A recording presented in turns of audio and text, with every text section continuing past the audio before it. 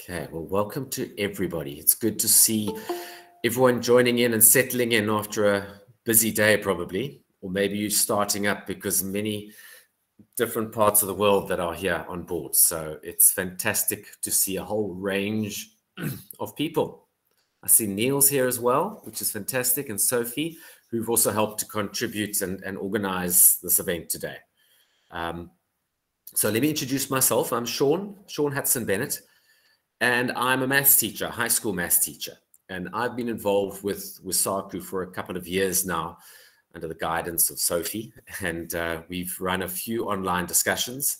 And that's how I've got to meet many of you people as well, and more from different fields. So it's very exciting to have a few people and new people as well, new names and new faces. WISAKU is responsible for online discussions as well as online magazine as well, with some fantastic articles. And we are starting up our new volume this year called The Human Side of Mathematics.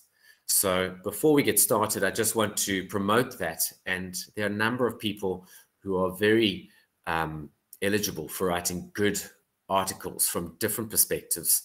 And I'd like to invite you to contribute. There's a Google form which I'll pop into the chat in a moment, which will just give you access if you want to put your hand up for an idea or put something on paper. We are very happy to include people with different perspectives. And this is not just a WISAKU event, it's also an Ubuntu Maths Institute event. And Neil is from the Ubuntu, and don't know if you'd like to introduce yourself, Neil, and just to share with us a little bit about Ubuntu Maths.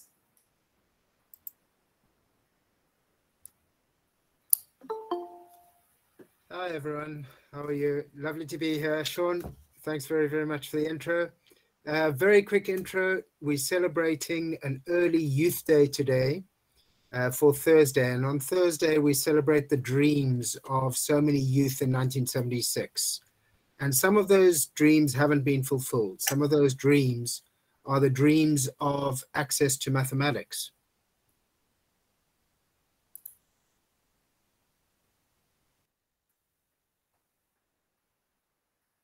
Towards mathematics, because we have some very negative mindsets, and we want to try to change those to positive growth mindsets and give access to every child. We really firmly think that every child can do mathematics, and we want to try and create opportunities for that. Thanks very much to Sophie for inviting us to join in with this discussion. Hope you enjoy it. Enjoy wonderful speakers. Thanks, Shawn.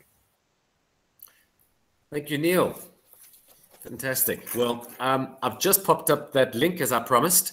If you're interested in putting together an article or have somebody that you have in mind that you'd like to contribute towards the WISAKU volume that is coming out, online magazine. Well, we have 4 fantastic speakers with us today. And as I say, from different experiences and different perspectives, it's very refreshing to have that input in our lives and to continue with that enthusiasm onto others. So we're going to have those 4 speakers in the first half of today's online discussion. And that opens it up for the second half of the discussion to be able to contribute ourselves. Everybody is welcome and invited, please, to participate and to share and to use the chat after the speakers to ask questions or to share your own experiences on the theme of the human side of mathematics. Also, when the speakers have the floor, if you don't mind just keeping your microphones off and your cameras as well. And then when the opportunity arises afterwards, we can switch those microphones on and speak up and even put our questions into the chat after the speakers have done. So let me start with our first speaker and to introduce John Fullmink. He's Professor John Fullmink, and he's served as the Pro Vice Chancellor of the University of KwaZulu-Natal and the Acting Vice Chancellor at the Cape Peninsula University of Technology and the Durban University of Technology. He's been particularly involved in mathematics education, and he served various South African ministries. Recently, he's concluded his third term as the chair of Umalusi. He serves on numerous boards and advisory bodies. He's played an important role in education, transformation, and internationally, he's advised countries on the need for infusing education systems with the principles of Ubuntu, seeing the formation of the Ubuntu Global Network and the Ubuntu United Nations. So a big warm welcome to you, John. Thank you, Sean. And good afternoon, everyone. And I just want to say it's a wonderful privilege to be here. Also want to say I'm not going to use any slides because I know myself. I will spend 3 minutes instead of 1 minute on each slide, and then I get into trouble. But I have made some notes, and I will speak for 10 to 15 minutes before I hand back to Sean. So this topic of humanizing mathematics is a very important one. And in fact, one of the best books I've read, most of you have seen this book. It is Mathematics for Human Flourishing by Professor Francis Su from the States. And he was the president of the Mathematical Association of America. And I think this book is a must read. If you haven't read it, please get it and read it. I just want to quote two sentences from his preface. And he says this book is not about how great mathematics is, though it is indeed a glorious endeavor, nor does it focus on what maths can do, although it undeniably can do many things. Rather, this is a book, now here it goes, that grounds mathematics in what it means to be a human being, to live a more full human life. Now, I would just like to pick up a couple of ideas, and I would like to start off with a question. So what does it mean to be human? And we can't speak about humanizing if we don't have some idea of what it means. So I think that when we focus on our humanity, I'm sure you will agree, we begin to realize the importance of values and virtue. So the values of humanity are things like dignity, things like human freedom. In other words, to be a participant in the choices that affect your life. Creativity, responsibility, and I can go on, the list can go on. And all these things make us human. Now, any endeavor that promotes these values, we call humanizing. And anything that assaults these values, we will call dehumanizing. And if I think for a moment on how mathematics is taught, presented, generally, whether publicly or privately, and how, on the other hand, we teach mathematics, particularly school mathematics, then I become very concerned about what we are doing. Dehumanization has to do with, as I said, assaulting the dignity of someone or deprive someone from pursuing human freedom or to be creative and so on. And to treat someone, when you assault someone's dignity, you treat someone as if he or she is not a human being. And it often leads to feelings of inadequacy. It adds no value, but it will lead to feelings of inadequacy, of self-blame and of guilt and of shame. And those attributes last for a lifetime in many cases. Now, this discussion is not a new discussion. When I say on being human, what does it mean to be human? That's an old discussion. But in recent times, there's been a re-emergence of the concept of Ubuntu. And for me personally, through the concept, through the lens of Ubuntu, I have come to understand being human in a deeper way and in a broader way. Because Ubuntu has to do with personhood. And humanness. But Ubuntu describes personhood and humanness, not in individualistic ways. In other words, it's not saying, I think, therefore I am. But an awareness that I am because we are. I am because you are. In other words, I cannot be, and this is for me a very important concept, I cannot be human alone. Because humanity, my humanness is tied up in my connectedness with you and my dependence and interdependence on you.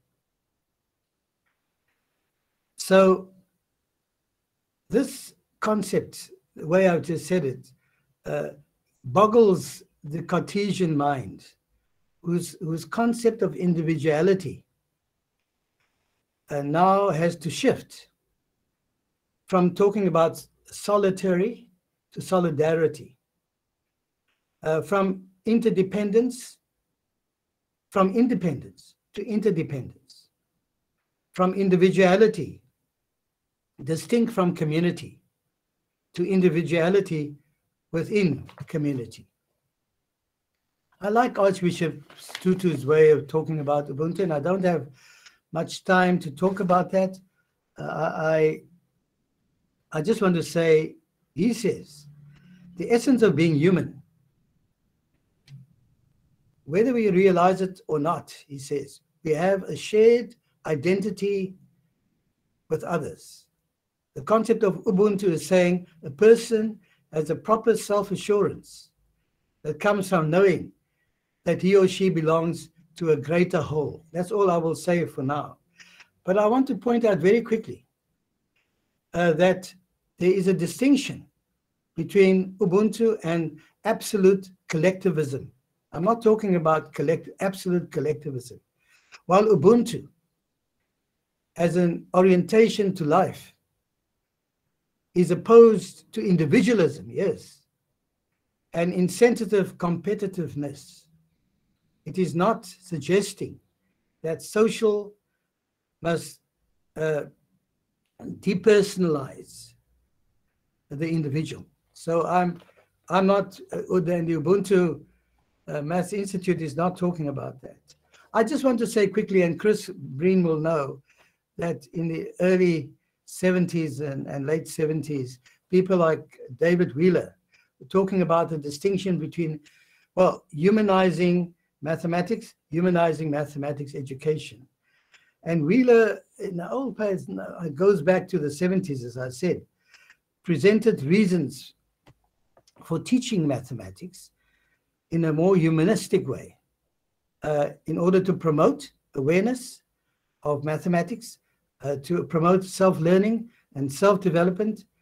But there were other people in more recent times, and I don't have time to go into that debate, who argued that there is a difference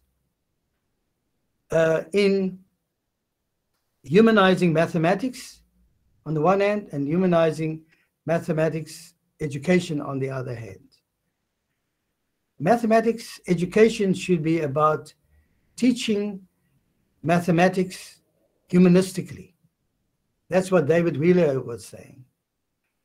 And to encourage students to learn from each other and to better understand mathematics as meaningful and socially constructed knowledge, rather than a fixed body of knowledge, I think learners are capable, I deeply believe, to make their own mathematical constructs. And these can become the objects of their own reflection, as well as mutual discourses. Now, I want to say my learning from education is rooted in John Dewey's school, and in that school, I've come to understand education as a change, not in the behavior of somebody, the change in the meaning of human experience. So an educative event is not an educative event unless there's a change in the meaning that you once held, and now you see it differently. Now,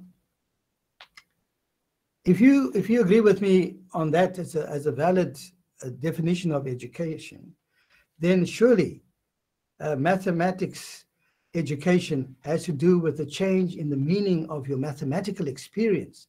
And that is what makes it human. You see, I don't want to, I'm checking my impulse to go into this, but behaviorism, for example, has got focusing on the behavior. So, and if you do that to me, you will get results from me. But you're not appealing to the human being in me.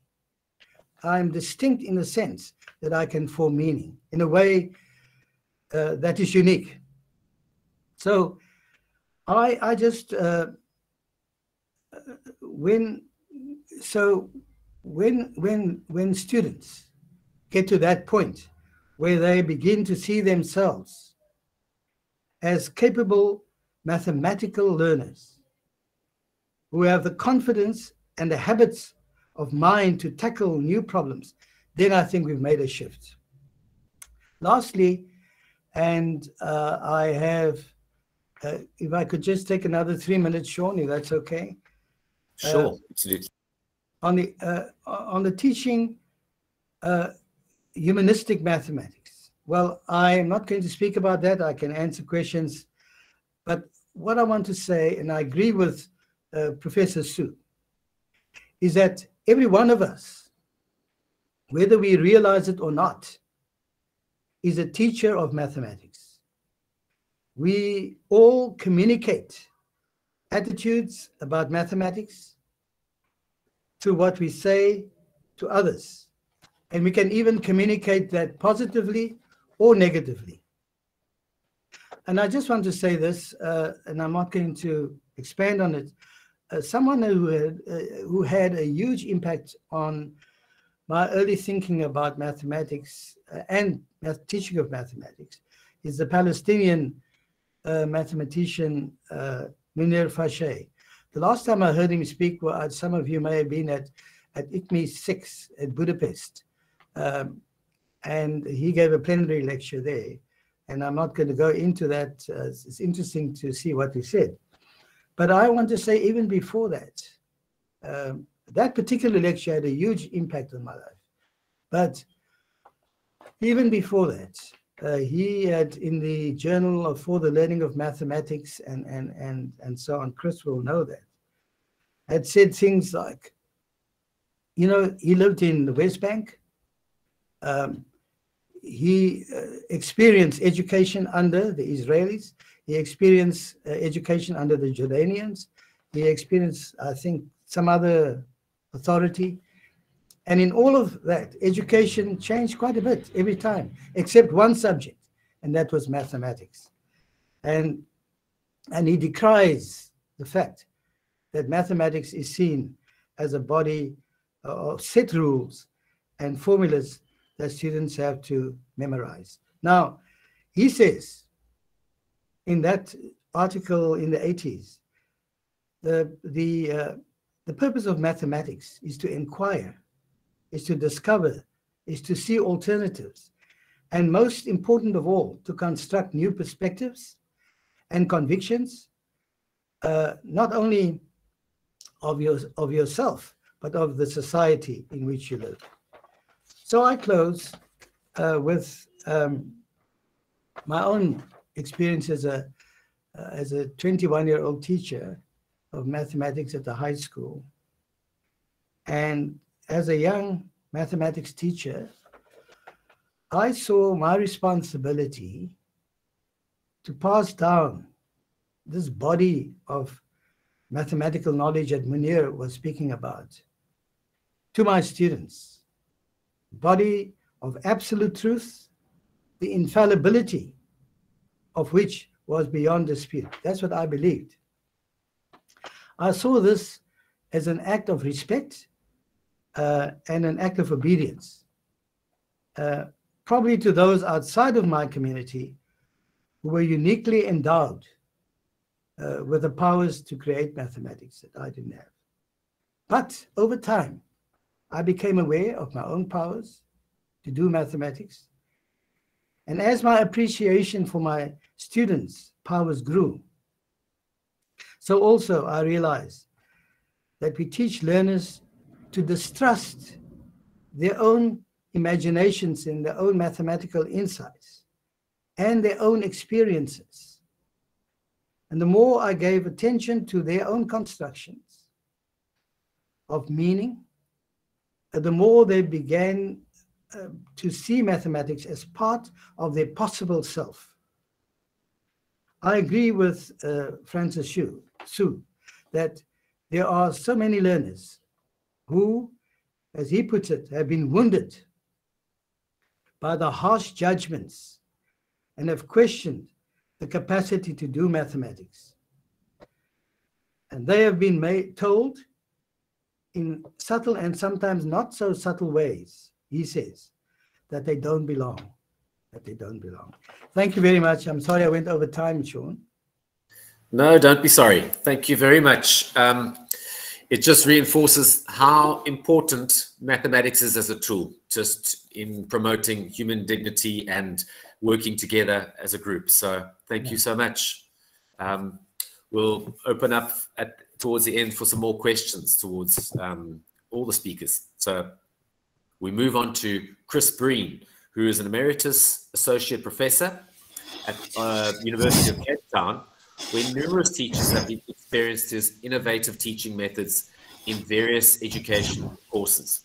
He's also lectured on courses at the UCT Graduate School of Business, from which he has moved to running courses for many corporations, nationally and internationally. For 3 years, he served as the president of the International Group of the Psychology of Mathematics Education, and centers on the science of complexity, where he uses mindfulness practices to encourage deep introspection about one's living. So welcome to you, Chris. Over to you. Sure, I've gone down a rabbit hole here into the past. Yes. So I suppose what I should say to you all is, yeah, for 35 years I was involved as a math teacher, 9 years teaching school maths, Voortrekker Hoërskool, you must put the dots on the E, otherwise it's not acceptable, and then at Fischhoek High School, and UCT I lectured in maths education 82 to 2008. And in 2008 I took the dramatic decision to stop maths education. So I haven't done anything in maths education. I've refused everything since 2008, and I've been working in the corporate world on the area of personal leadership. Okay, so why the hell did I say yes today when I've left it 14 years ago? Well, Neil Eddy is a past student and very persuasive, as is John. So that was one reason. Second reason, as I read about what Neil and Sophie and their organizations are trying to do, it felt like I wanted to try and support that. And then when seeing what Elizabeth and Sharon are also contributing, it feels like there's some really important work being done. And lastly, the topic of human side of maths is basically, I suppose, what I spent all my time both researching and practicing. And really weirdly, the way the universe works, my first paper at an academic conference was about, along the lines of David Wheeler's stuff that John mentioned, Humanizing Maths Education at Stellenbosch in '86, while the schools were up in flames. And my last plenary paper was in Korea as the outgoing president of PME, and the mathematics showed that it was 21 years between those two. So, of course, my title was on humanistic maths education, a coming of age question, a personal coming of age question mark. I've put the paper in the chat, a link to reading that paper. That goes deeply into aspects of humanizing maths education, the human dimensions, political dimensions that interested me and that I worked with, people's stories. I decided not to go there today because what the hell do I know what's happening now 14 years later, but also because I can see that both Elizabeth and Sharon will be dealing beautifully with some of those topics. So I'm going to be I'm actually going to be not talking about maths education. I mean, I'm going to talk about leadership, what I do now. It's much more interesting to me and probably, hopefully, something will be useful to you.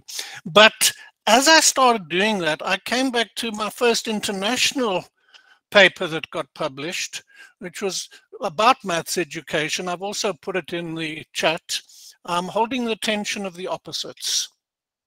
And I had that mysterious title, Both And, but I hope that will become, well, what I'll try and do, in explaining to you why I chose Both And, I'll try and run out of time and then say, sorry to you, I've run out of time, so I can't tell you why I chose that.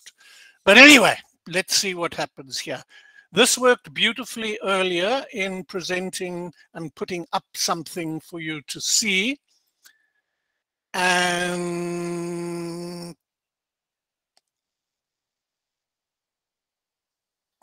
I am hopefully now presenting you with a screen. Sean, can you confirm? It's good. Thank you very much. Confirm. Okay, so let me. This is an amazing diagram because I copied it down, most of it in a workshop given by a woman called Margaret Wheatley, and then when I got asked for permission to publish it and reference her, she said she'd never done it. So this is the Chris Breen diagram based on what Margaret Wheatley didn't do in the workshop that I copied it down from. Weird stuff. Above and below the line forms a really important tool for me. I don't like pictures like this. I don't like them because they put life into two dimensions. But above the line, we've got management, which is a separation based on 17th century maths and Newton, and it's all about the mind. I think, therefore I am, and it's all about system structures and processes, all about individuals achieving, and it's really very important stuff, and it's what schools are about, it's what varsity is about, it's what institutions are about, it's what schools are about, and that's the one that we've been brought up in. All of that works. Control. In this model, it says that's the area of management. And people who critique it say it is a model. Above the line has been created in the West by white men. And they will hang on to that. It's part of an old system, 17th century system. Below the line sits leadership, which the maths has improved to 20th century. It's still not the answer, but it's important. It's complexity, and now we start talking about the relationships and sharing information and making sure that people are on the same line, on the same page. And instead of worrying about ego, we worry about eco, me and others and context. And your intelligence is not on what you say and think, it's what you do, how you actually show up. And you bring in mind, body, and heart into that. And one of the people who wrote a book called The Birth of the Chaotic Age, he was responsible for putting people together to bring out Visa, says this area is the area of leadership where you see people, you work with the people aspect. And he says these ideas were easily accessible to women. They were easily accessible to indigenous people. And the people who resisted it were, of course, the management people above the line. So why am I telling you management and leadership? So one of the things that I've been doing for the last 12, 13, 14 years is teaching on leadership, personal leadership on the UCT Business School's Executive MBA. And one of my worries about when we talk about, so the people with the biggest handicap in my subject are the successful people above the line, the successful mathematicians. So I don't think mathematics handicaps and damages those who fail as much as we think, because at least they know they fail. There is such an inflated sense of success, entitlement, dismissiveness, and a blindness, an inability to see the way in which when they go home, they're transactional with their children. Have you done your homework yet? Is all they say. With their partners, it's all transactional. They bring their work superiority, which I'm claiming comes from superiority and success at school, in mathematics. Oh, flip. Those people I've just been reading, I teach them tomorrow a 5-hour session, their second time with me, and they had an assignment where they had to work on, do personal leadership stuff. And the people who've ducked and dived are above the line. Okay, so when I was doing, so let's go to maths and maths teaching a little bit. And there was a beautiful thing from one of these people in maths education, because I think that this is part of the problem that we're talking about. There was one of the people in their diaries, the student said, maybe it's true I actually like maths because it's safe. I don't think there's anything wrong with that. Maths classroom's not the place to express emotion. It's a place where rational thought should be encouraged. Not all people value emotions as important. For some, like myself, life can be dealt with quite rationally. I presume that person was very young, because the older you get, you realize how irrational life is. So Neil pointed out that this week is Youth Day. And so I thought, we're talking about the human side of mathematics. What's the inhuman side of mathematics? I'm much more interested in that. What's the inhuman side? Because above the line, that management picture is very much one of people as machines, aiming for perfection. I think you've seen enough of that. Maybe you should have to see me moving around as I talk.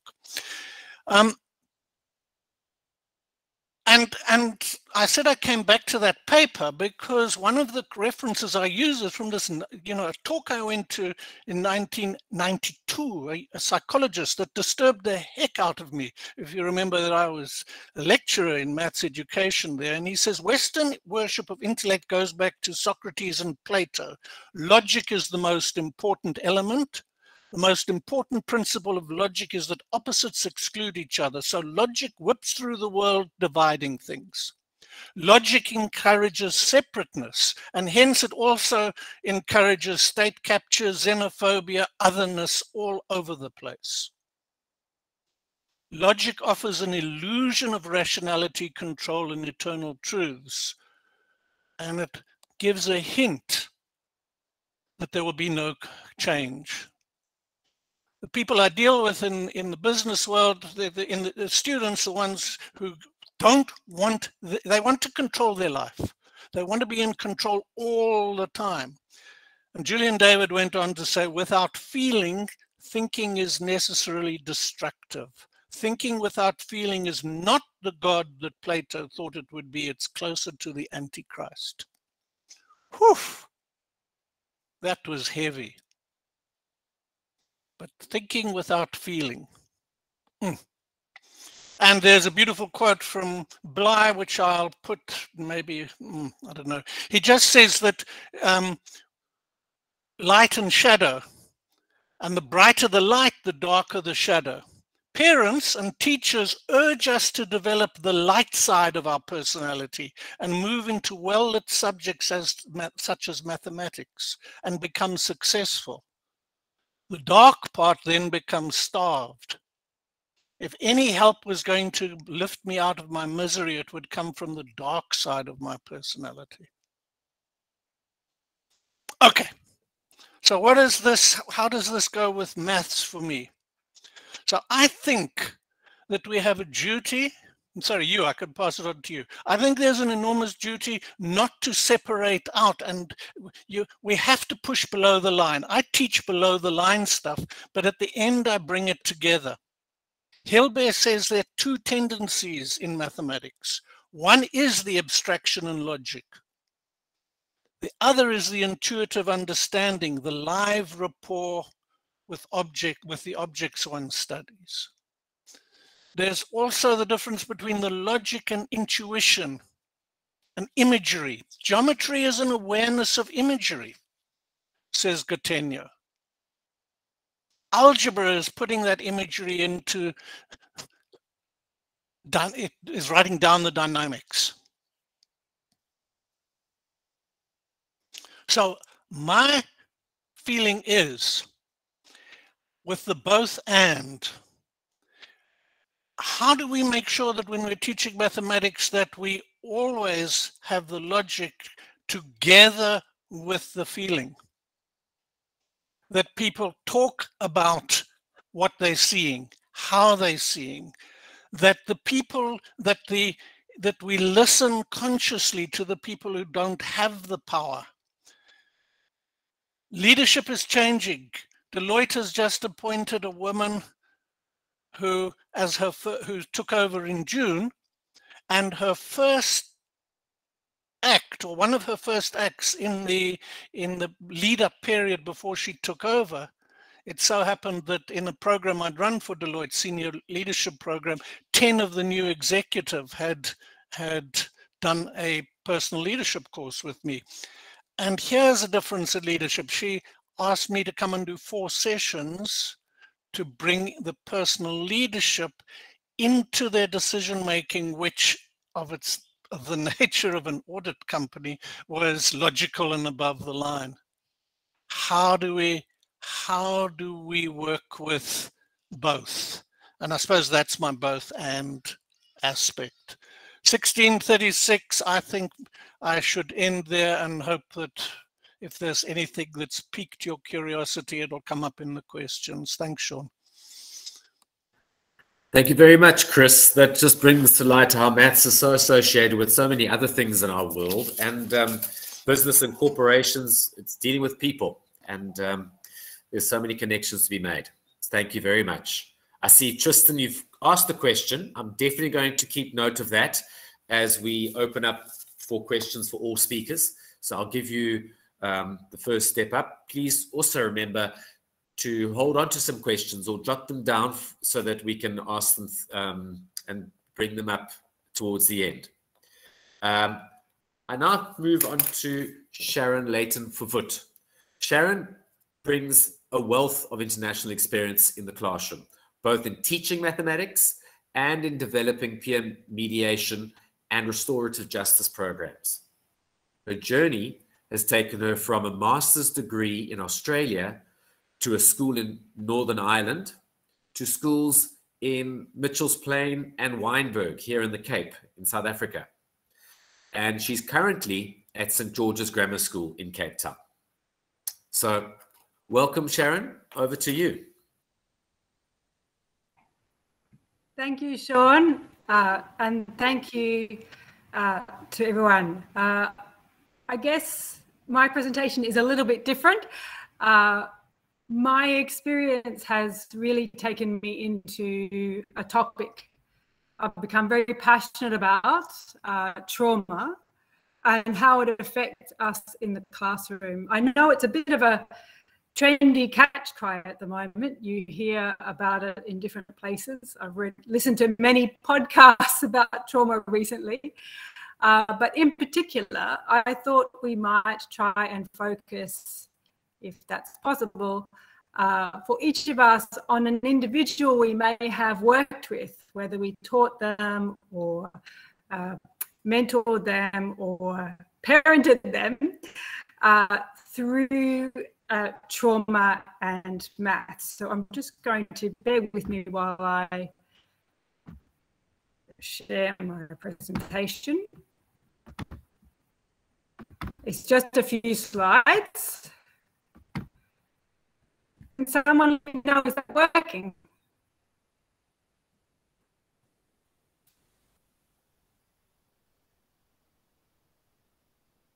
Not yet. No, we can't see much yet. You've clicked present screen and then your entire screen. No, we can't see anything at this stage. It was working nicely earlier. Okay, let me try again because that wasn't working. Sorry, everyone. If not, I'll speak.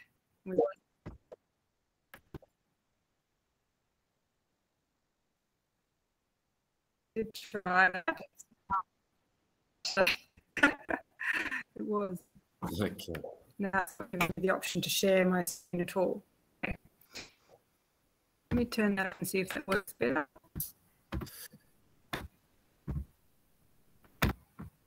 Okay, this is classic, isn't it? Okay, I'll try again in a minute. So let me just speak and share the slides at another time. Otherwise, you could try emailing to me. So, all right. What I invite you to do is to think about an individual who you've worked with, who you knew was suffering from some kind of trauma. We know that in South Africa in particular,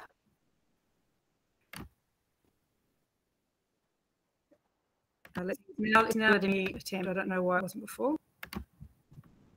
Is that now working? I'm afraid not. No. It's not it. Unless you'd like to email it to me and I could quickly search from my side. Okay. Okay. Sure. Let's just move on.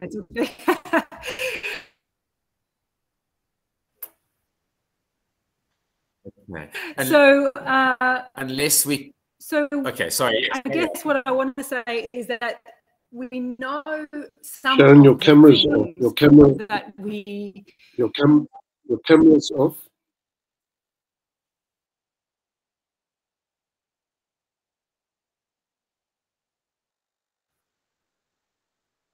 Okay, I don't know if she had a problem with her connectivity earlier, Sharon. Let me switch my camera on. I think you can see me. Shall we move across to Elizabeth for now? Sorry to throw you in there. I don't see Sharon on the board right now. So I'll send her a message. Thankfully, we do have Elizabeth on standby. Elizabeth, are you available right now? Yes, just want to double check I am before I introduce you. Okay. All right. Well, let me introduce you, Elizabeth, and then we can catch up with Sharon at a later stage. Elizabeth Mrema, she's a PhD student at Stellenbosch University in South Africa. She's an assistant lecturer at University of Dar es Salaam from Tanzania, as well as a publicity and information officer for the Tanzania Women in Mathematics Association. She's also the co-founder of Tanzania Math Queens Project. So welcome to you, Elizabeth. I'm sure you'll have no technical difficulties at all. Otherwise, we'll call on Chris to fix things for us. Thank you so much, Sean. I'm very happy to be here to talk about the human side of mathematics. I feel so honored to be part of the presenters. So I will just try to share my slides.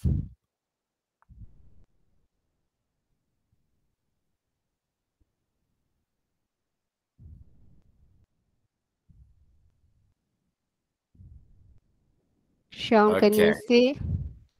It's perfect. Brilliant. Thanks, Elizabeth. Okay, thank you. So Mathematics has been identified as a subject that is far away from human beings. And this is the reason that we hear people speaking statements like mathematics is too hard. I don't think if it was meant for me. I don't have a dream to be a mathematician, so I don't need to learn mathematics. Some people also, they tell me like I'm not a normal human being because I'm doing mathematics. So it means that also themselves, they see that they are not normal. That's why they are not doing mathematics. So all this reflects that mathematics is lacking human connectivity to the point that majority do not see how they are connected to it. And this is the reason that we see that to overcome the stigma around mathematics is difficult. As the former presenter, John, said that the importance of having mathematical skill to us, like in terms of human, like it's like the human side of mathematics is us being able to have dignity, creativity, responsibility. So in my slide, I have this that every human needs mathematical skills.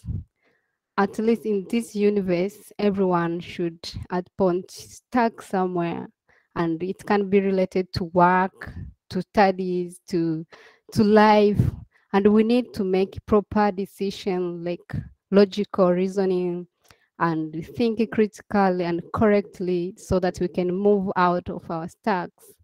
And to do this, our brain should be prepared, and we easily get these skills through doing mathematics. So also I'm going to talk about the human side of mathematics in teaching and learning mathematics. I mean the mathematics education or school mathematics.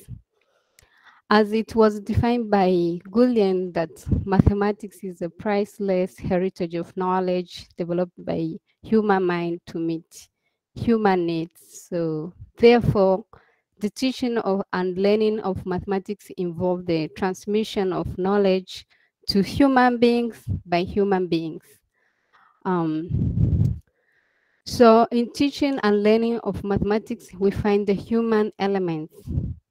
Teachers are, or at least should be human beings. Students are human beings. Education systems are designed by human beings.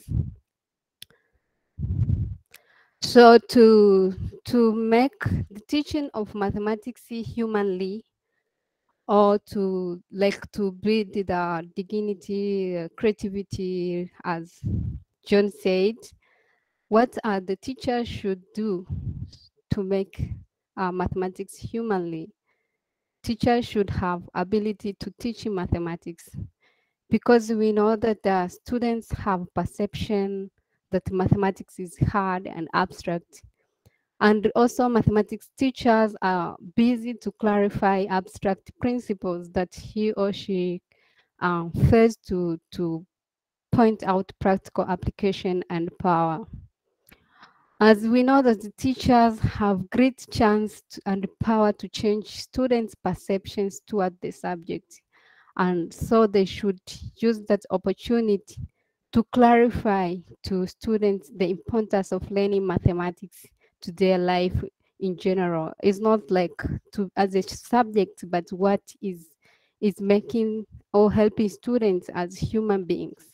As I mentioned earlier, that it helps us to build our mental discipline, and so that we can be able to think critical and solve problems and all that. Teachers, to do this, teachers must change their way of teaching mathematics, should think and find techniques that make the subject or lesson more humanly, and they also should avoid use of examples which are not making sense to show mathematics is reasonable, but should use examples that help students to build intuition of the subject, and to see that mathematics is not something that is disconnected to them. For example, if a teacher is teaching a topic about fractions, can use something very close to students, like examples, scores of the test, which are always expressed as a fractions.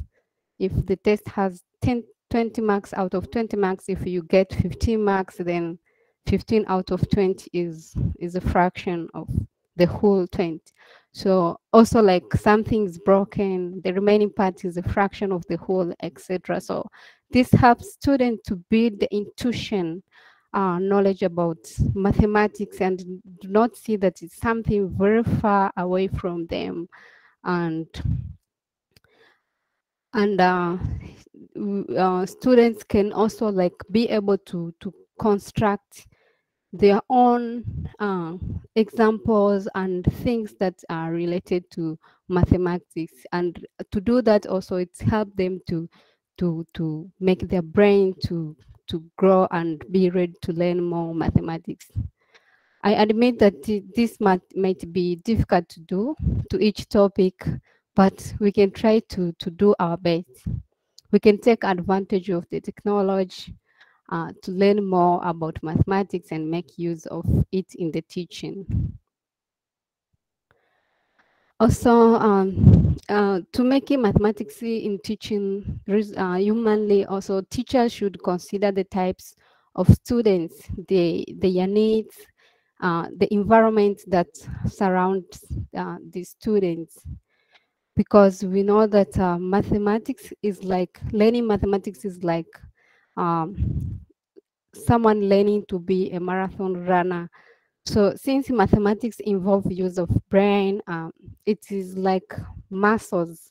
They get stronger and more efficient with use. So the way we teach our students, we don't consider their abilities.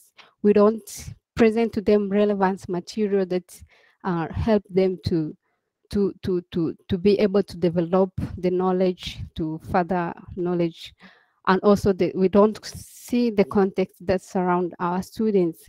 And this is a way that we make the student to be overloaded with a lot of materials or topics that makes them to see like mathematics is too difficult, it's something that I can't understand or I can't learn. So we need to be more humanly and see how these students are learning and their ability, where are they and what they need for them to learn mathematics. So to do this, we can modify the lessons to fit the digestive capacity of our students. And also we should allow students engagement in the classroom instead of monologue, because we can discover our students' needs. We can see how they are learning and what they are thinking about the subject. We need also to give students chance to learn than focusing on content coverage. This has been a very big problem in teaching and learning mathematics, because teachers always like busy to finish the content. We don't see what students are learned already, or what is missing. So we need to check all this. And also we should motivate our students to enjoy the subject. And even if they're not enjoying, we need to care about their feelings. We need to show them love. As you can see the picture on the right, I used to volunteer in my country to primary schools and secondary schools.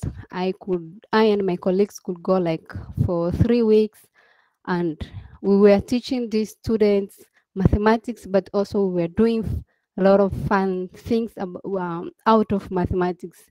And I can admit that I received very good feedback about the program that we were doing. The students were very happy to see us as human beings, also like as me as a human who did mathematics or is doing mathematics. And also it helps them to be motivated and to enjoy the subject. So this is what we need to focus on, rather than making the student to learn a lot of things and do not care about what are they feeling about the subject or all that, as I said. So that is about the teaching and the teachers, and also I will talk about the education systems that as we know, the mathematics curriculums and syllabuses are designed by human beings, but are the human beings who design too much curriculums which fit too much concepts, which does not allow the student to practice the quantity of instruction. So we need to take care of it, to make it more relevant to the students, so that they can be able to learn, rather than making them to take a lot of concepts that they don't even get time to see how they are connected to them or to their life or to the society.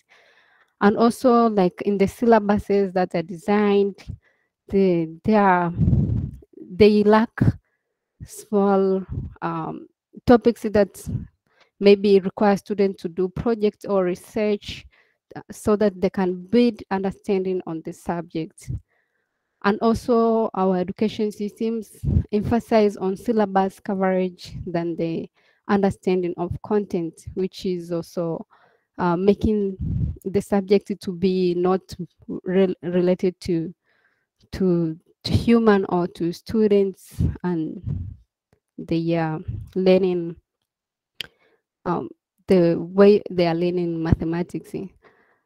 And the second thing is about the material also allocated to teaching mathematics and learning mathematics, like books and references.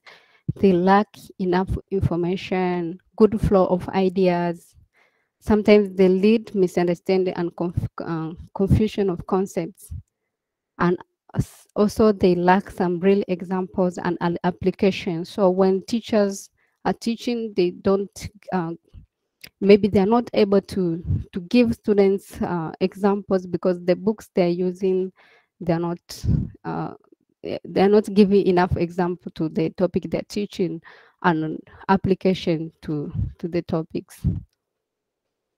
And the third thing that is about the assessment of learning. For instance, the national examinations,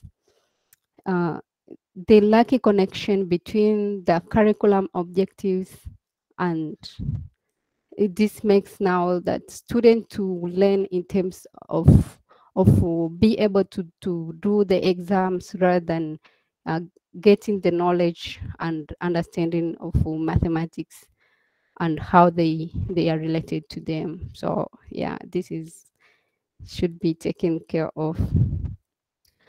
I don't know if my time is off, but I will take few, like 2 minutes to give the situation in Tanzania regarding to the things that I've presented before. So in Tanzania, mathematics is a core subject that every student is studying, and at both primary and the ordinary secondary education. In spite of being compulsory, students' performance in mathematics in Tanzania has been low for numbers of years. And the reason is we have few qualified teachers to teach mathematics. As I say that to teach mathematics, to make it more humanly, a teacher should have ability to teach, to show the students how mathematics is powerful to them and to their life. And also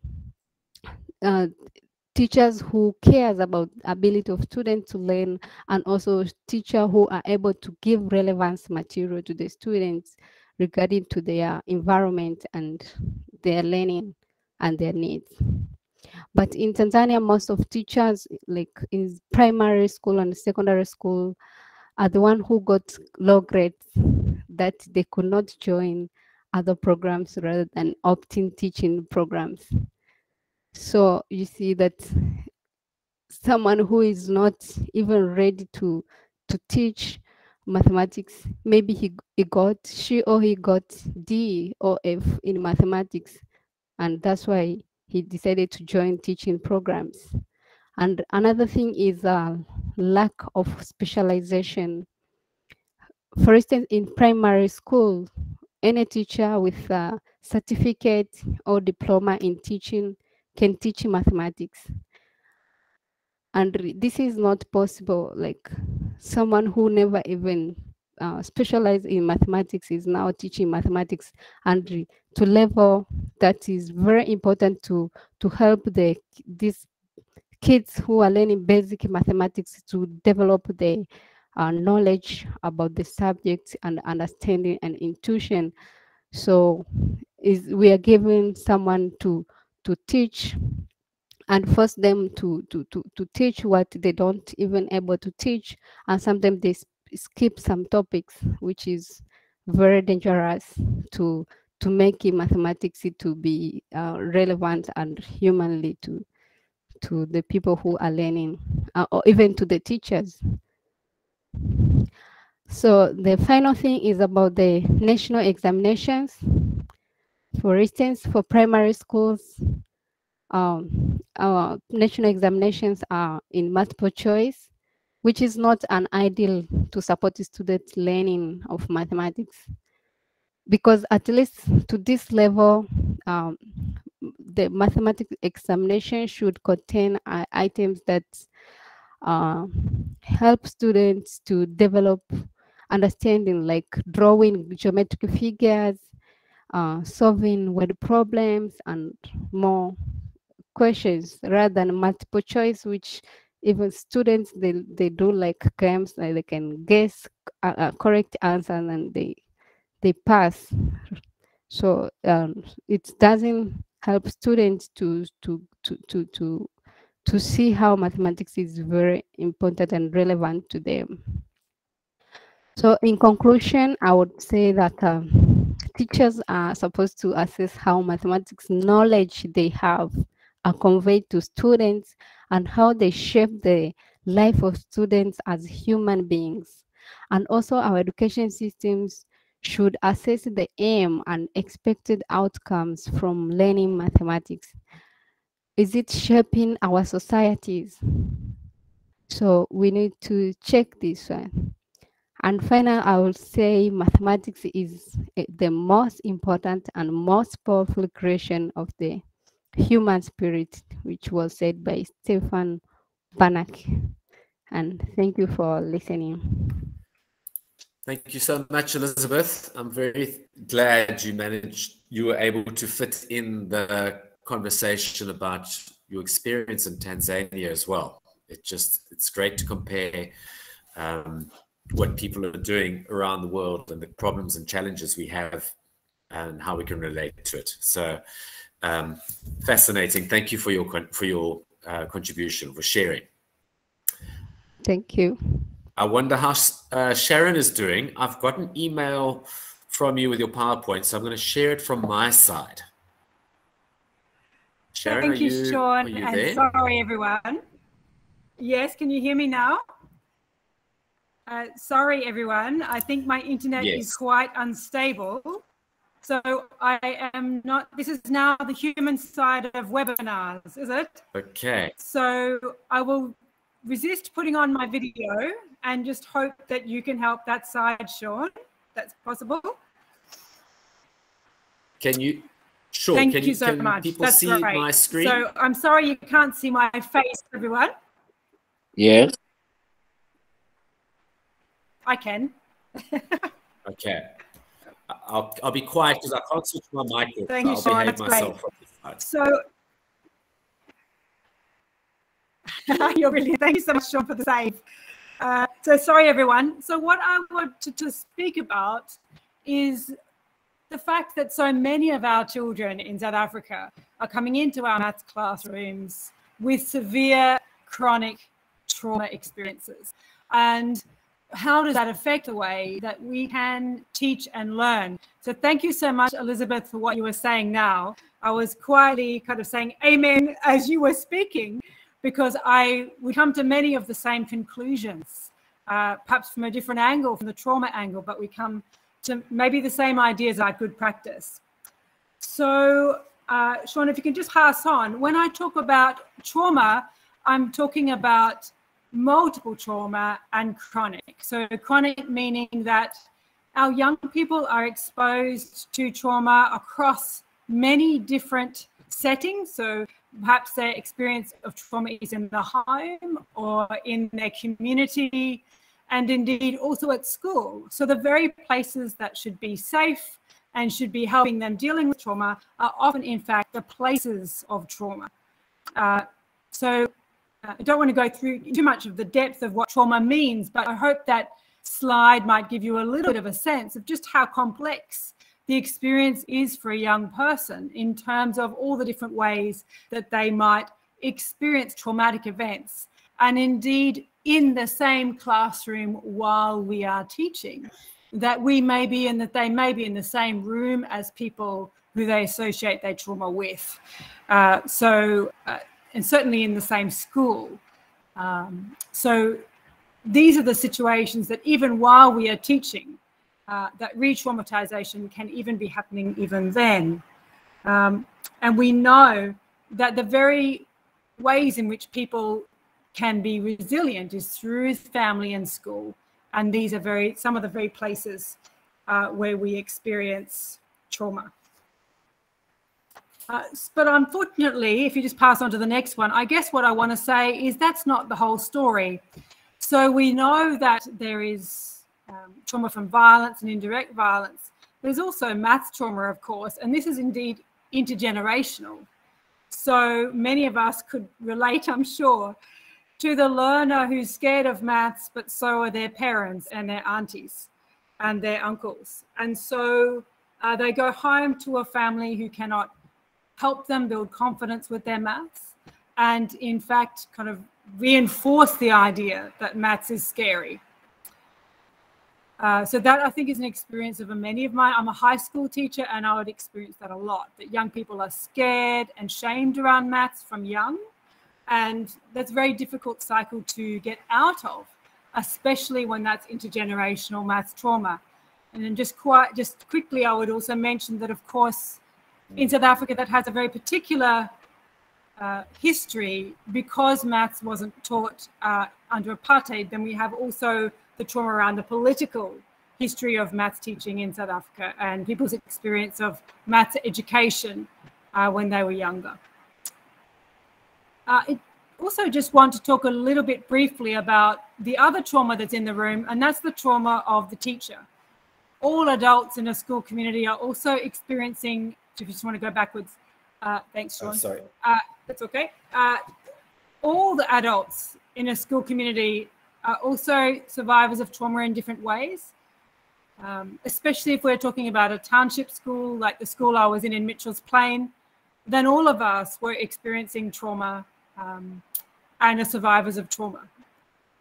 And we were often dealing with the sense of the compromises that we had to make in order to survive. So people talk about it now as moral injury, but I think about, I very often struggled with the idea that am I, by being part of a school that was not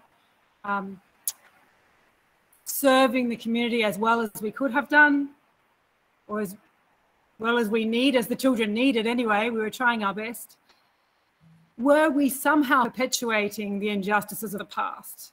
And so despite our efforts, were we in fact part of a system that was making things worse for the next generation and not better? And I very often struggled with the ethical and moral dilemmas, and that went very deep for many of my colleagues, that though we tried, and it was at our very deep, passionate sense of mission and vocation, that in fact we were being so ineffective that we wondered about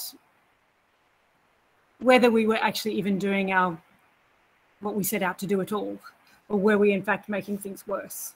So I think that kind of trauma is sitting in the room as well, even as we are doing our best and trying to teach fractions, as you say, Elizabeth. All of that is also happening. So if you can pass on now, Sean. I won't dwell too much on the effects, because this is all very well documented as well. But on the right-hand side, what I would want to point out is some of the thinking skills that become severely disabled when a young person is sitting with trauma in the room. And that, if we remember, if we are sitting in a township school or in a poor school especially, we know that there are going to be a lot of young people with trauma, but this is in every classroom. So we know that memory, both short and long term, are affected. We know that language and reasoning are affected. We know how many young people have you seen that are completely disorganized and cannot organize their thoughts at all? So these are the things that are affected just by trauma, let alone other needs that they may have. And then if you look below at some of the behaviors that we see, perhaps you can recognize a lot of these behaviors, especially in teenagers, in our classrooms. And it helps, I think, to understand that many of these behaviors are coming from deep and chronic trauma. So then how can we regulate our own behavior, our own teaching, to do our best for them, I guess, and to try and ameliorate the effects of this trauma? So I want to spend a few minutes on the next slide, which is some of the things that I feel helps, I guess. And this comes from just my own reflections, really, based on working with Indigenous communities in Australia, with children who have been drawn into the violence in Belfast to do with the Troubles, and then now in Mitchell's Plain more recently. And I think the number one thing I would say is that if the young people are not safe, then we have no chance at all of getting anywhere. So if they're in hyper alert mode, then there's nothing we can do. And I remember even just wondering about the way that young people lined up outside my classroom. Even there, were the girls safe from sexual harassment? Was there bullying going on in those lines up even as they were coming into the classroom? My classroom had something like 30 desks at best. Most of them were broken. And then 48 learners, or sometimes over 50 learners, would walk into that classroom. So how could I make that a protective space, given the way in which the young people had to share desks, share spaces, physical spaces and emotional spaces and learning spaces? They really had to rely on each other. But I was also very aware that by having so many young people in one room, it was severely limiting my ability to protect each child there. So then I think one of the things we can do is reflect on how can I make this space as safe as possible. So we would renegotiate together in that class. How can we arrange our seating? And I tried my best to be available to young people to say, I can't sit next to this person, please let me leave, please let me move. And those quiet conversations helped me to protect people. So I think that's really important, that young people know straight away that their safety is number one in the classroom. And is it safe for all types of young people? So people with different abilities, obviously different race, gender, sexual orientation, language. So one of the great, I know, difficulties of teaching maths in South Africa is the dilemma around language. We often talk about it in maths, amongst maths educators. So they have to write exams in maths in English or Afrikaans. And yet for so many of the children, their home language is another language than that. And so even in the classroom, how can I value their home language? Can I provide space to help them speak to each other and explain to each other in their home language? Are there other ways that I can value what they bring into the room so that they can feel safe in who they are? And I was noting while Elizabeth was speaking, I 100% agree that relationships matter. So you talked about giving them love. They need to know, I know something about their mummy, or I know their brother is in grade 10, or any of these little things that help a young person to feel recognized, known, understood to some extent, and that I'm open to them as a person beyond just an experiencer of my maths performance each day as I try and entertain with my maths lessons. I just want to quickly talk about skin in the game. I think I used to feel that as a foreigner coming in to Mitchell's Plain, that actually the longer I stayed and just turned up every day, the more I had skin in that game, so that I had legitimacy and relationships that meant I could speak up and help, and that I guess young people would want to listen to me. But that was something that I had to earn. And I think with young people who are traumatized, that's definitely a big part of whether we have voice in any classroom, is whether we have been turning up faithfully and transparent about the choices that we make, so that when we promise, we do turn up and do what we say we'll promise. I think also Elizabeth talked about this, is how do we connect what we are trying to teach with what the young people already know? So like bringing in your soccer and your other things into your fractions and your angles and all your topics.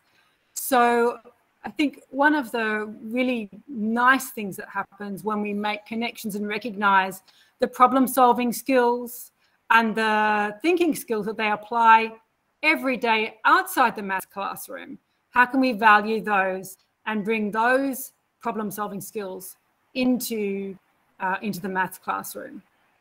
And then I think I just want to say that things will go wrong, because traumatized children will behave badly. That is going to happen, and they'll hurt others and they'll hurt us. So for me, it's been really important to develop a way back for young people to make things right and to be accepted again, rather than to just stay on the out and find themselves on that conveyor belt towards further trouble in the community. So restorative practices is one of the ways that I have found really effective in bringing young people back from that kind of pathway that we know is so destructive. And I guess the last thing I would say is young people want to have fun, and laughter we know is good for all of us. So if we know we are enjoying it and finding the joy, then that can be very important for young people to feel safe and to feel comfortable and relaxed just enough to be able to learn a little bit of math that day. So I think that is kind of the most of what I want to say, except to say that as adults in a room full of young people, then these are the things that are kind of important for us to take care of ourselves, that we need to take time to reflect so that we can regulate our own emotions and our own reactions to what's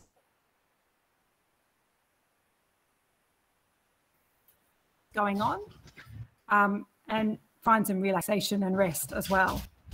So that's all I have to say, but thank you so much for your patience, everyone.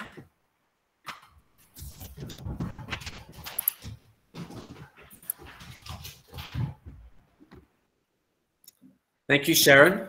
Fantastic. It's fascinating that the longer you get involved with maths and teaching it, the more important you actually realize that relationships are, and taking care of yourself as well, which is, I'm glad you had that last slide in there, because many people forget that about taking care of yourselves as adults. So that's fantastic. We've had input from all our speakers, and I know that there are probably many things that are on your minds, and this gives us the opportunity to turn over the microphones to some of you who've been here listening or picking up a couple of things. It doesn't have to be a direct question to one person. You might have something you want to throw out there to the universe that is right here in front of you right now. I will go directly to the first question that I saw just after Chris's conversation. And so I'm just going to refer to it. Tristan Barnard. Tristan's also welcome to switch his camera on and to speak the question to the rest of us. Otherwise, I'll just read out what he typed out. But the invitation is there. And if you'd like to put a question forward, I'd please like to just recommend you put your name down there in the chat box. Say, I have a question, and then I can get to you in the order that they come. And that will probably be a good way to go about it. And if there's anyone who would like to respond to these questions, just let me know. So I'm going to throw the first thing out there from Tristan. He's asked 2 questions, one after the other. So I'm going to read them all out. So here goes. Would you argue that since emotions are uncomfortable, it becomes comfortable to retreat or to something devoid of it or seemingly removed from that? In addition, humanity is arguably neither good nor bad, yet has the ability to act both into the world and as such. How would that then affect the humanity and mathematics? Okay, I hope I read that correctly. Sorry, my spelling sometimes is atrocious. So, would you like to elaborate on that, Tristan? Well, you see, well, first of all, I don't know, my internet's been a bit slow, so I hope you guys can all hear me. Yes, great. I'll put my camera on and give you guys all hi. Good to see you. So originally, the first question, I thought it was interesting because, oh goodness, let me quickly look up everyone's name because I'm not particularly good with names. But Mr. Breen, I believe that was our second speaker, Mr. Breen. So I apologize if I'm mispronouncing your surname there. But I just thought it was interesting in terms of referring to people coming home and being very logical. And I thought that was interesting in terms of, at the time, there was obviously a rhetoric to be away from emotions and that kind of stuff. So then the question is that rhetoric coming from, because I'd imagine it comes from somewhere. So is it coming from the fact that emotions are uncomfortable to deal with, and so people retreat away from them? And mathematics was then somewhat seen as being devoid of emotions and logical. And so people who did well in it perhaps got a more arrogant viewpoint of their own ability. I imagine that's kind of where I was going with the question. And then the second one, I find it interesting, obviously talking about humanity as a whole, because I don't think it's easy to separate the good and the bad in humanity, because our history is quite mottled with both good and bad things. And then obviously the question becomes, but where does that come from? How is it that people are able to enact horrible things onto others? And then it brings up the question, I think, therefore I am, but you can have intrusive thoughts that you don't see as part of your own identity. So it becomes curious in the sense that when you say you'd like to introduce humanity into mathematics, how does that concept then affect the mathematics in itself? So that's kind of where I was getting or going at least. So if anyone wants to answer that, I'm happy to hear. I'm very curious to hear actually, in fact, what everyone thinks. But thanks.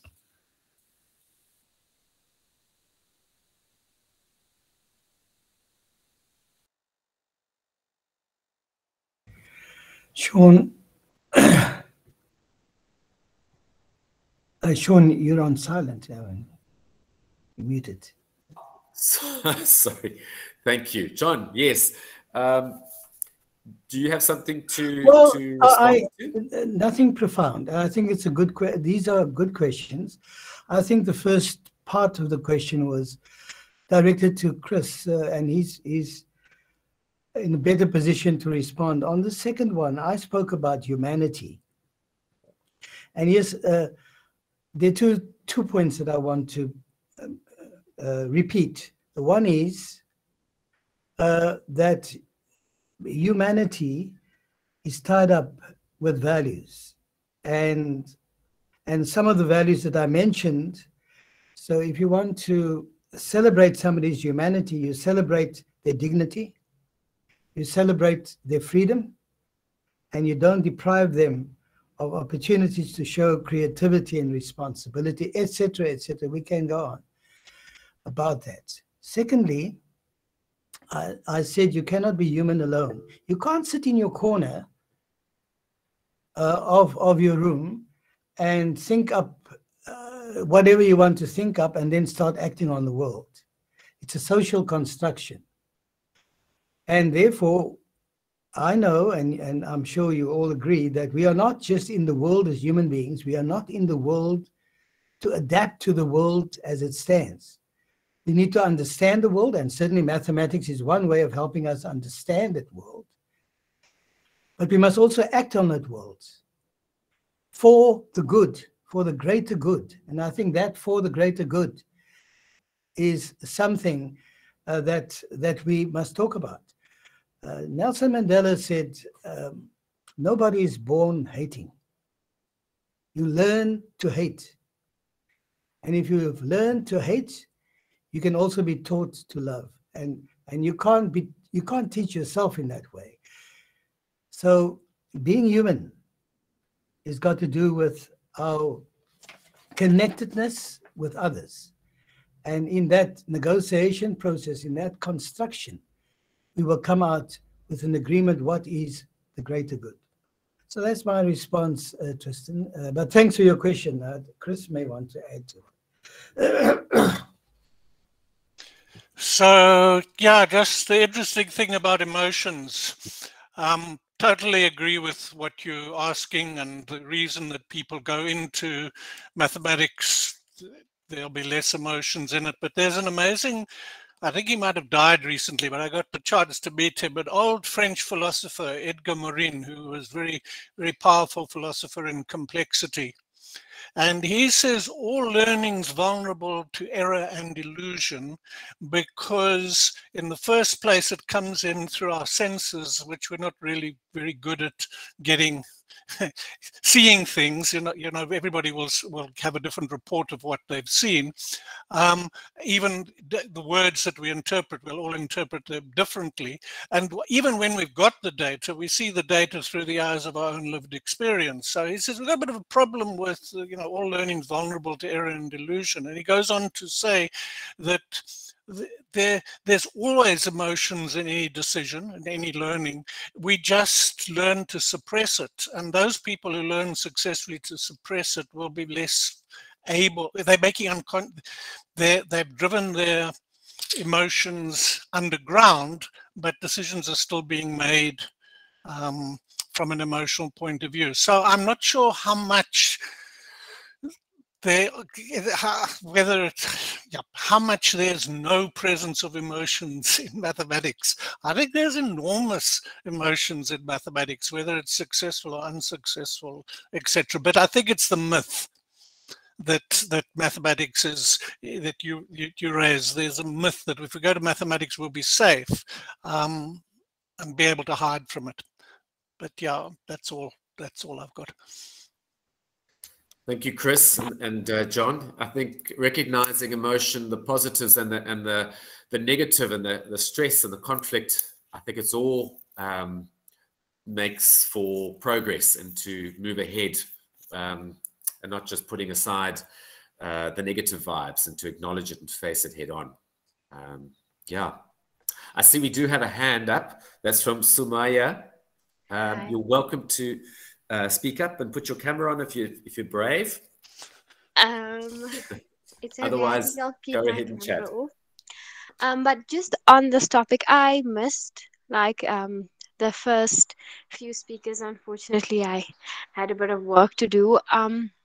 But on this topic, and I think for me this is interesting because when I found mathematics, an abstract mathematics, I felt like it helped me deal with my emotions, and it actually helped me emotionally and made me feel better more than suppressing it. But now I'm working, and I've come to notice that a lot of business has to do with numbers. And, I think that's where the whole idea of mathematics being separate from emotion comes in, because things that business and the working world, and you need to be cutthroat sometimes, and so there isn't as much room to be emotional, or you have to focus on the work and deal with the work at hand. And a lot of the time people feel like mathematics does play a big role in that, definitely in terms of analytics, in terms of how business, like the understandings and fundamentals of a business works, I feel. But I do think, yeah, it's just interesting, you know. And I think it's also just the different kinds of mathematics that people do. And when you do a mathematics that you are passionate about and you have like an association with, it becomes easier for it to flow and for you to like be emotional with it, compared to a different kind of mathematics where, you know what, it's it's not something that you're very as familiar with, but you have to do it. And, you know, you kind of use that as a form of escape, and then you don't actually deal with emotions. So I can see how both ends, you know, like how emotion can and cannot play a role in terms of mathematics. Um, but yeah, that was just what I wanted to add. Thank you. Thank you very much. It's. I think it's about being honest with yourself and trying to have that balance for yourself as well.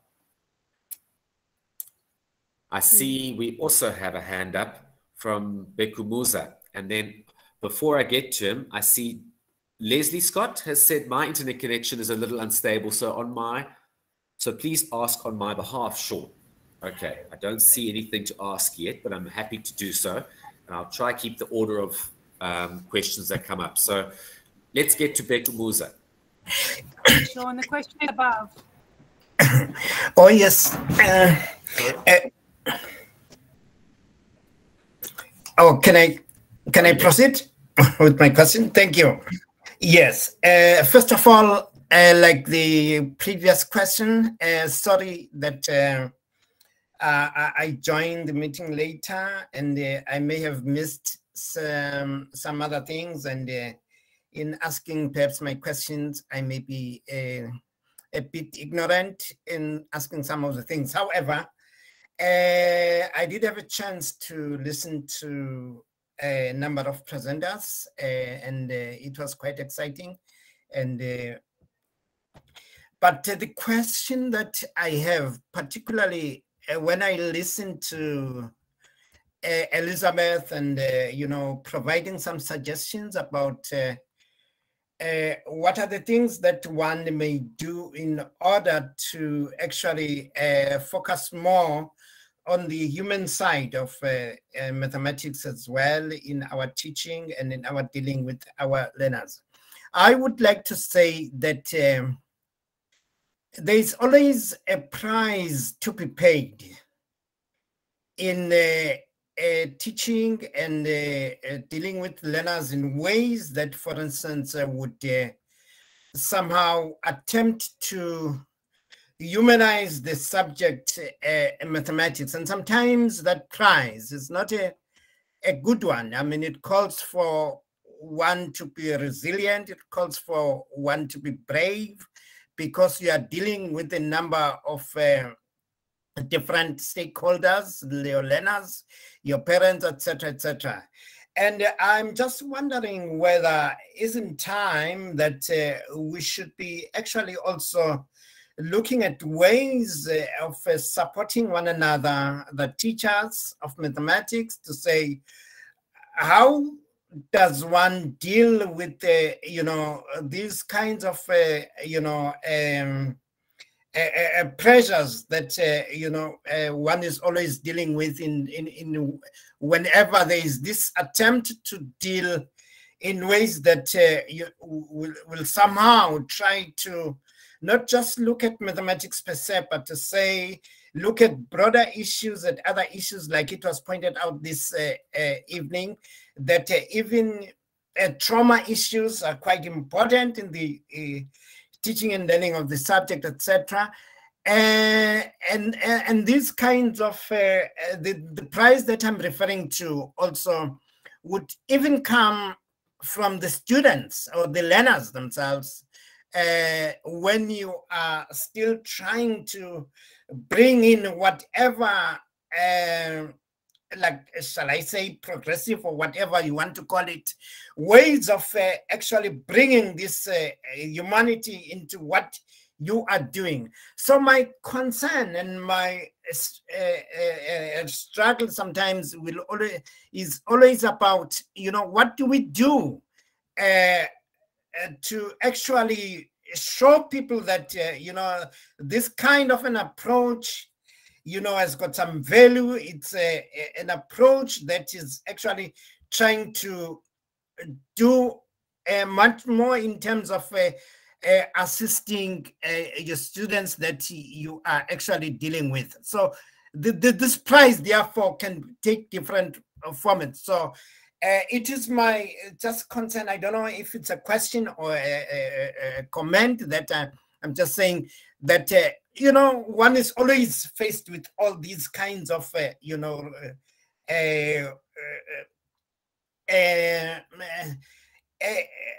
unwillingness to actually see mathematics changing in the way it is taught, in the way it is learned. Thank you.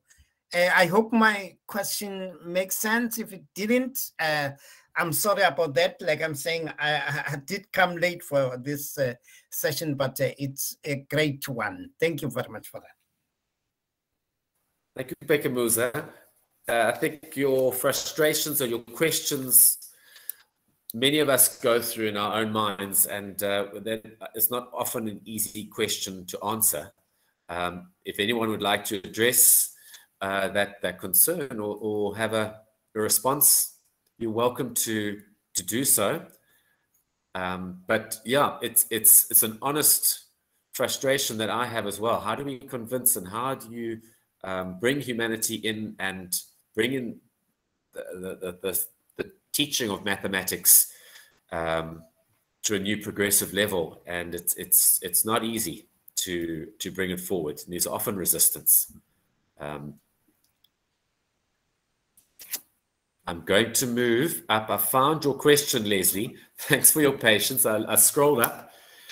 You've got connectivity issues, so I will read your question, and then I think we'll move across to, I see Leandro has also got his hand up.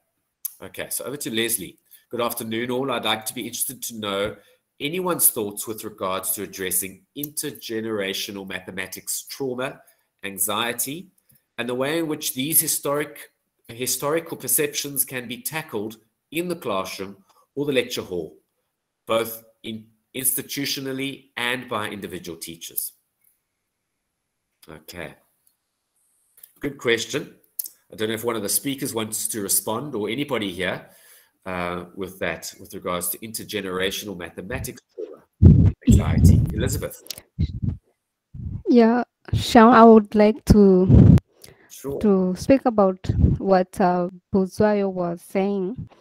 First of all, I really appreciate that he gave a very good comment about the way of supporting one another, like teachers to share what they're doing to their students during the teaching of mathematics. That is very important. The other thing that he raised up, that how can we do that so that we can make mathematics humanly.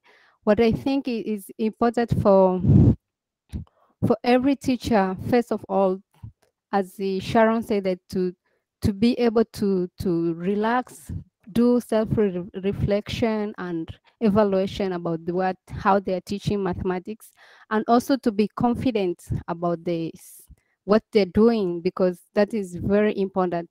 I can remember my primary teacher is the one who inspired me. It was kind of teacher that was very confident of what he's doing and was inspiring us to love mathematics, to learn mathematics, to do the subject as, like, the way he was very motivated about the subject, also motivated as students. So it is very important for a teacher to be confident first, as personal, instead of focusing on teaching and be having the anxiety of how I will be able to convince the students and all that. That is very important to everyone. And I hope that if a teacher can do that, then yeah, it's for to make it as we discussed before.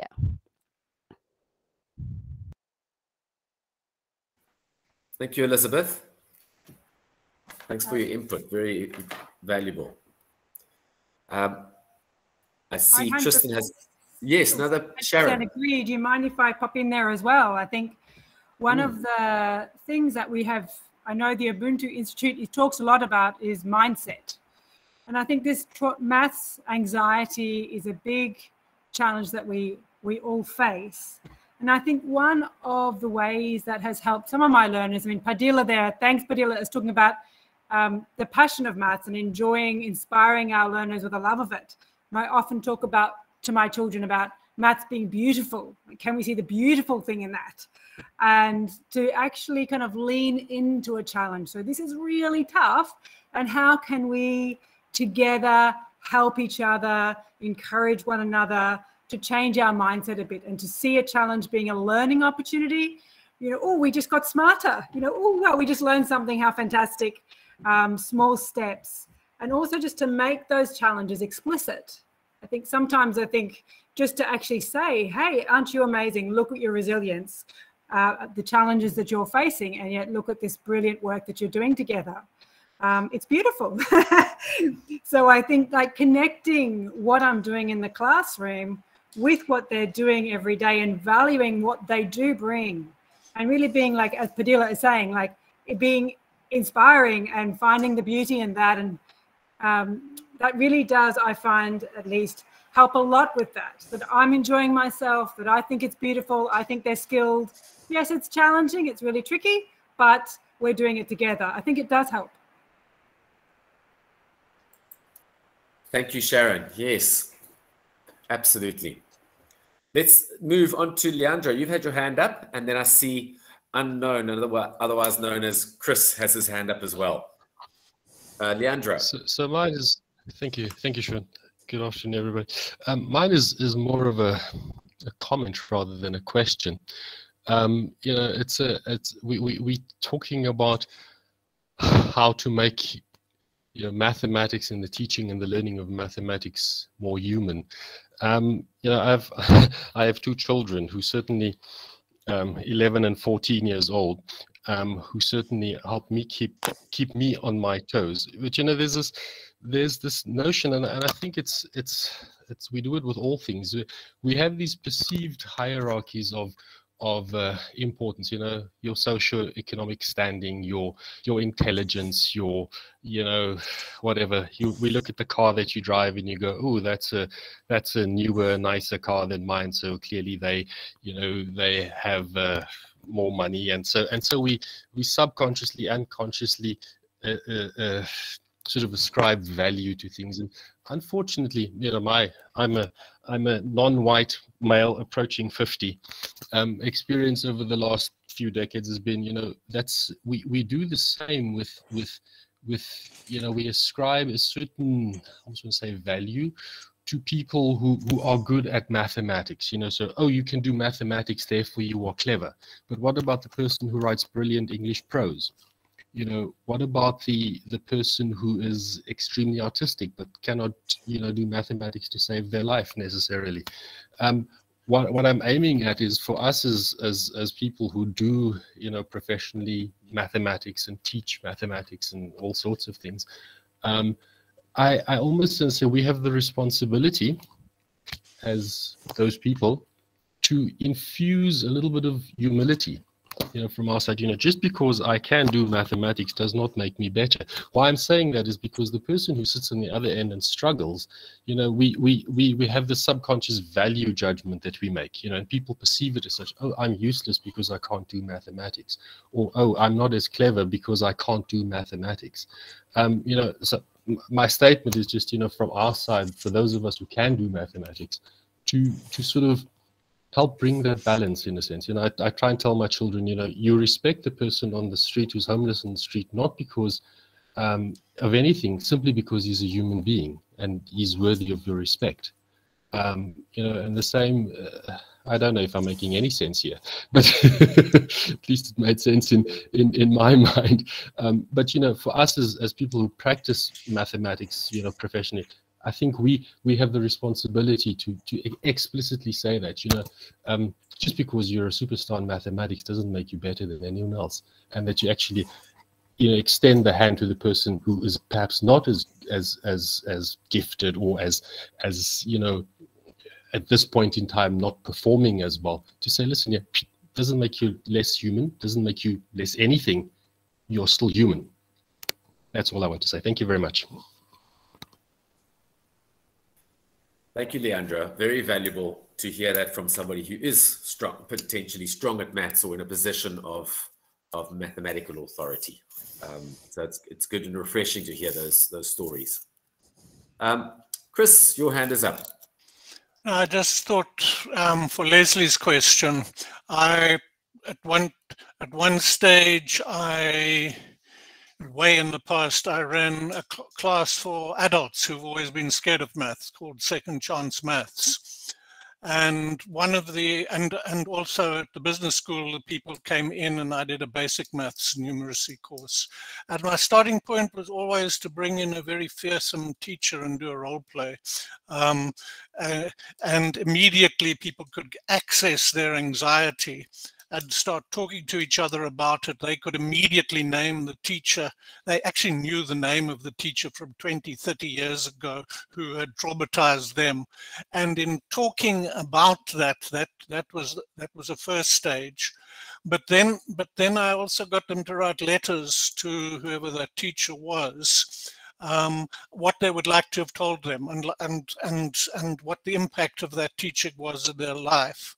And we worked towards acknowledging that there had been damage, and those letters they didn't send, but we put them in a corner of the room, that we were saying, you're not welcome in the classroom. We had to talk that before we could start dealing with it, own it. I remember one guy knew the name, let's just say he said Mr. Smith, and he said, if I see that guy, I'll kill him. He did so much damage to me. They did one of the sessions that followed a little bit later. He started the class by saying, I saw Mr. Smith yesterday and I thought I haven't looked at the newspaper to see retired math teacher killed in the road. But he said, no, he just realized by having done that, written the letter and worked with it, it wasn't important anymore. The guy wouldn't understand. So there's something for me that intergenerational maths trauma anxiety around maths is there's something about being able, given the space, to talk about it and to know that that's actually in what Sharon was saying, there's a generalized trauma. It's in life, it's all over the place. This one happens to be maths. It doesn't impact on your maths ability. And once people could start seeing maths, their own abilities, it made a big difference. So that was yeah, that's my offer on that, dealing with it. You know, I think with you only hear stories like that, of that intensity and emotion with maths teachers. You never, well, I mean, I'm generalizing, but how often do you hear people having reliving traumatic experiences about their geography teacher, or that their biology teacher did them tremendous amount of harm? So I think, yeah, maths is very, it has a lot of influence. And so what Leandro is saying about taking the step of humility has a lot of impact in what I hear. So one of the tasks in that AIM class where people had I was doing basic maths, and some of the people had got distinction at, you know, they had maths in their varsity career, so there was a mismatch in there. And so I set the challenge, those of you who can do maths, find somebody who you can help during the year. Your success is not your 85-90%. Your success is that other person, in that other person passing. But here's the thing. You're not allowed to tell them anything. You can only help them by asking them questions that come out of listening to what they've learned.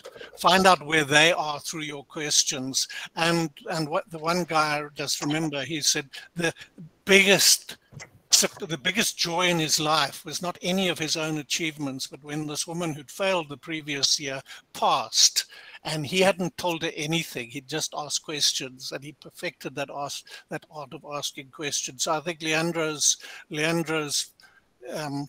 point is incredibly important.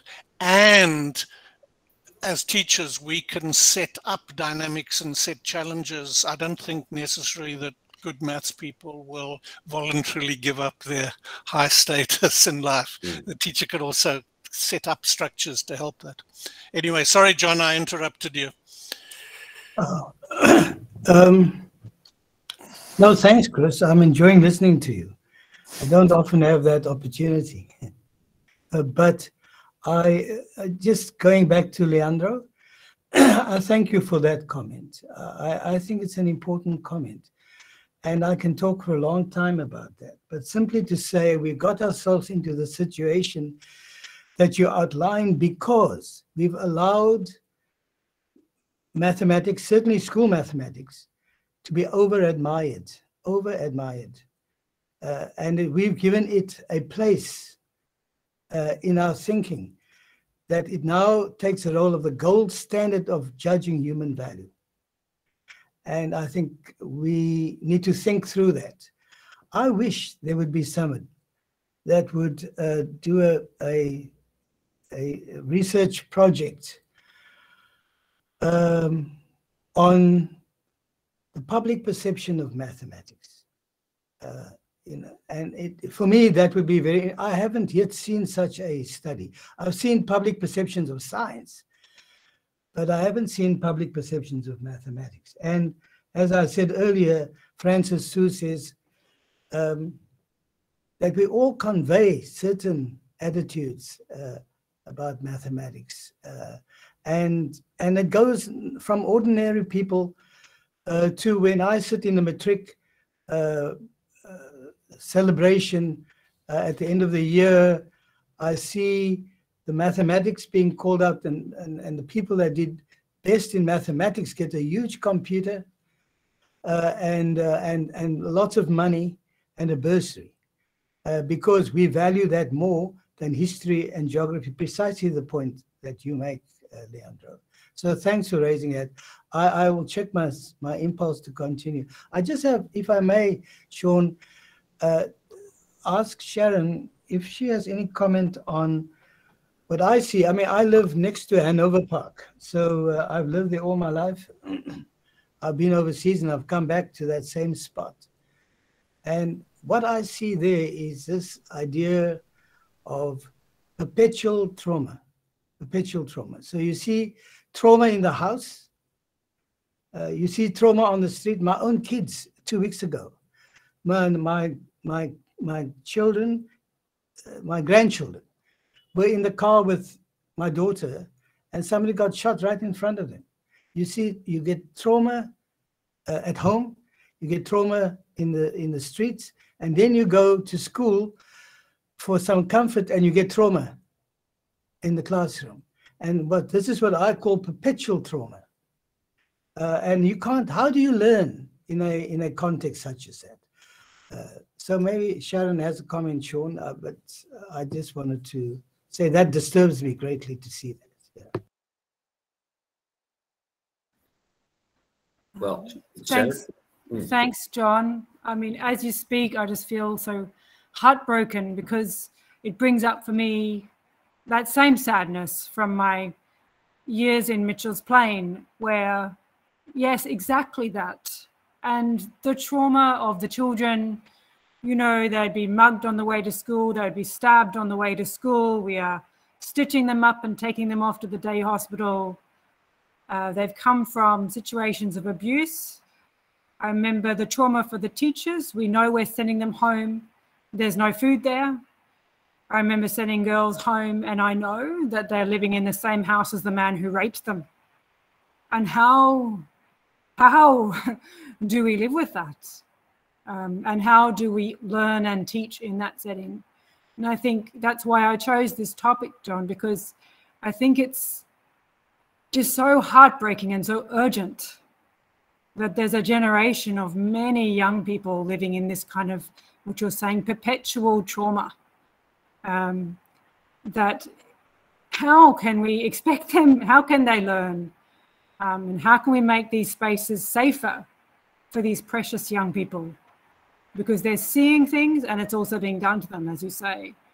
And I think these are very big questions for our communities, and schools have to lead the way in the communities.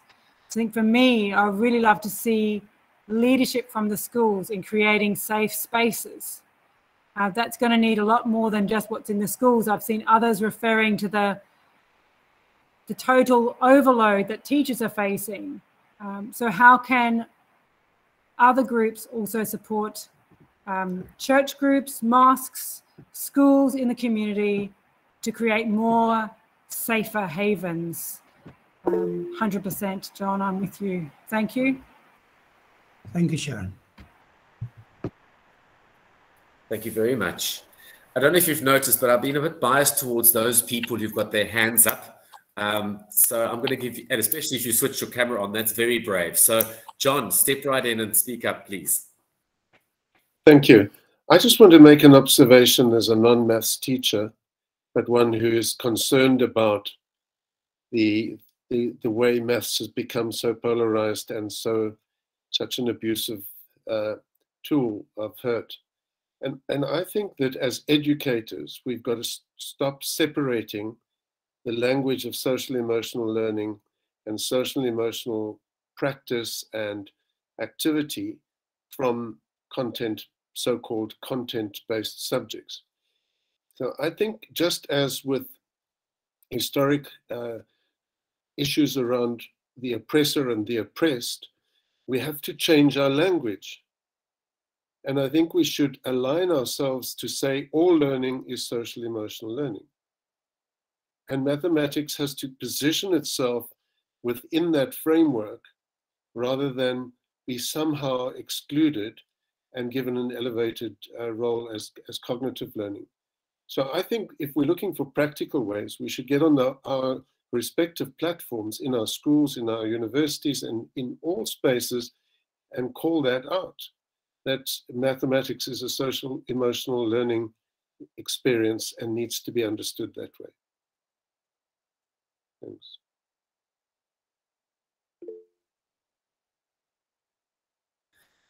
Thank you very much. Yeah, absolutely. It's a good cause to have reflect and to share that with others so that they can consider that as well. As we draw to a close, let me just read a couple more questions out there. So I'll read what I have here. From Tristan, he's brought up to Mrs. Vervoet. Would you distinguish between safety and sheltering and their effects, or would you consider it not that significant? So I'll put that out there. And then from Toby, I found mathematics, even in higher institutions, is somehow, maybe unconsciously, taught, meant only for the genius and smart learners. How do we help teacher, lecturer break out of this? I think we've had a lot of good insight on answering that question about mathematics only for the genius. Yep, I haven't had a chance to read through these. I know and there's also a response from Sharon at the bottom there to John. Sometimes I've found that making my maths class fun with jokes and laughter can be a relief from that perpetual trauma. Right. Well, I've put a few other things out there. I know our time is drawing to a close, so I'd like to give you one last opportunity if there's something that's you'd like to respond to or something you'd like to put out there.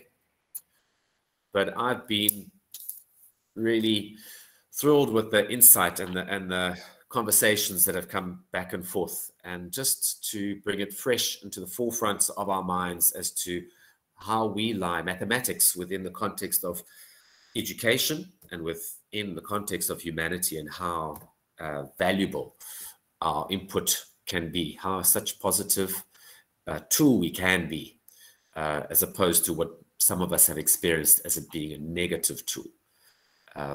So I think it's been off to a great start with this theme of humanity and maths, or the human side of maths. All right. I thought I might have heard a little glimmer of a sound. Great. Well, could I quickly add one thing? Just a quick please. reflection on what has become a theme, this idea that people who are good at maths are the kind of elite in a high school in a way, certainly in a maths classroom. I often find that with my younger classes, before they've chosen pure maths, you know, the grade 8s and the 9s, that kind of honest, transparent conversation in a classroom can be really useful. Like, what are we all good at? And some of us really love maths and really enjoy it, and some of us are great at it, and some of us are good at other things. And this kind of sense that as each of us as a human being are more than who we are when we're sitting in this particular classroom on this particular day. And so that every person is more than their maths mark or their maths experience. They are so much more than that. And that kind of transparent conversation and being clear around that, I think does help, rather than trying to hide and be afraid or embarrassed about it, actually to put it out there and be honest. And that's okay. That's good. I think having those, and also having probing questions to make people think. I mean, to have something like, why are we, do you enjoy music? Do you enjoy singing? And some people say, yes, I love singing, but I'm terrible at it. You know, they sing in the shower and they can't hit a key, but they love singing. Or they love soccer, but they're useless at soccer, but they love playing it.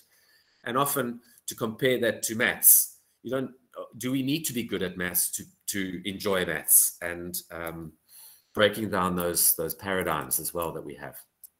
So conversations are valuable. And that's not just important that we have it here, but that we take it out into the classrooms and the lecture theatres. And with those friends of ours that we have at Breen, when they realize that you're a maths teacher, and then they look at you very funny.